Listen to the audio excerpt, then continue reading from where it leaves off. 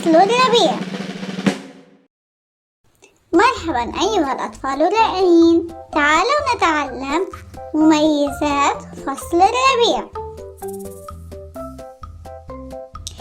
في السنة 4 فصول: الشتاء، الربيع، الصيف، والخريف. يأتي فصل الربيع بين فصلي الشتاء والصيف.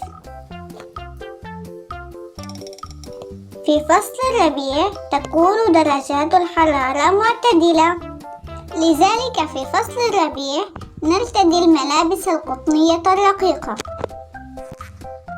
في فصل الربيع تتفتح الزهور والورود، وتصبح أوراق الأشجار خضراء اللون، فعندما ننظر إلى الطبيعة نراها مكسوة باللون الأخضر الجميل، ونرى الفراشات ونسمع زقزقة العصافير.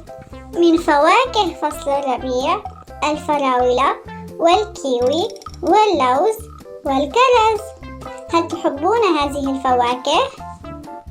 في فصل الربيع من الجميل الخروج إلى الخارج واللعب في الطبيعة مع الفراشات وسماع زقزقة العصافير ومشاهدة السماء الصافية، فالجو يكون جميل جدا وأشعة الشمس مفيدة أيضا. فصل الربيع جميل جدا وهو من أجمل فصول السنة. أي فصل من فصول السنة تحبون؟ الشتاء، الربيع، الصيف أم الخريف؟ أخبروني. والآن أتمنى أن تكونوا قد استفدتم من هذا الدرس. لا تنسوا ضغط زر الإعجاب وكلمة الاشتراك في اللون الأحمر. إلى اللقاء.